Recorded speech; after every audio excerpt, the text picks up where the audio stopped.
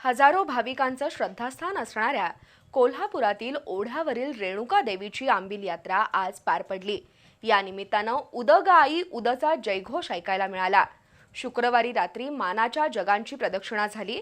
त्यानंतर आज पहाटे 4 वाजता रेणुका देवीची विधिवत पूजा झाली। दिवसभर नैवेद्य अर्पण करण्यासाठी भाविकांनी जवाहरनगर परिसरात प्रचंड गर्दी केली होती। सायंकाळी भक्तिमय वातावरणात रेणुका देवीची आंबील यात्रा पार पडली।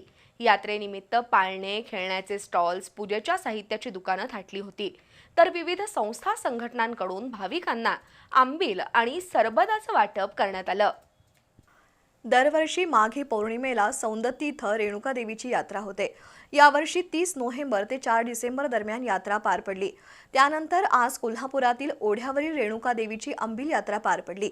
शुक्रवारी सायंकाळीच मानाचे 3 जग मंदिरात दाखल झाले होते। शुक्रवारी रात्री जगांची नगरप्रदक्षिणा झाली। त्यानंतर आज पहाटेपासून भाविकांची रीघ लागली। रेणुका देवी मंदिरासमोरील रस्त्यावर उभारलेल्या दर्शन मंडपात महिला आणि पुरुषांसाठी लांबलचक रांगा दिसून आल्या। पहाटे 4 वाजता देवीची विधिवत पूजा करून अभिषेक घालण्यात आला। शेजारीच असणाऱ्या परशुराम, मातंगी आणि जवळच्या जमदग्नी मंदिरातही भाविकांची गर्दी होती। दुपारी 12 वाजता रेणुका देवीची आरती झाली आणि 4 वाजता पालखी सोहळा पार पडला। अलंकारिक पूजा बांधलेल्या रेणुका मातेला नैवेद्य अर्पण करण्यासाठी भाविकांनी मोठी गर्दी केली होती। भरलं वांग, मेथीची भाजी, वडी, गाजर, कांद्याची पात, लिंबू, केळ आणि भाकरीचा नैवेद्य देवीला अर्पण करण्यात आला।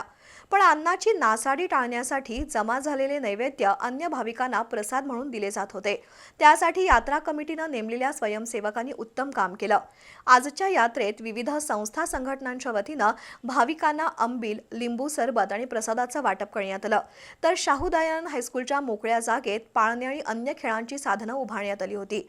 या यात्रेत चांगली उलाढाल झाली। रात्री 9 वाजता देवीचा दुसरा पालखी सोहळा झाल्यानंतर रेणुका देवीचे मानाचे जग आपापल्या स्थानांकडे रवाना झाले।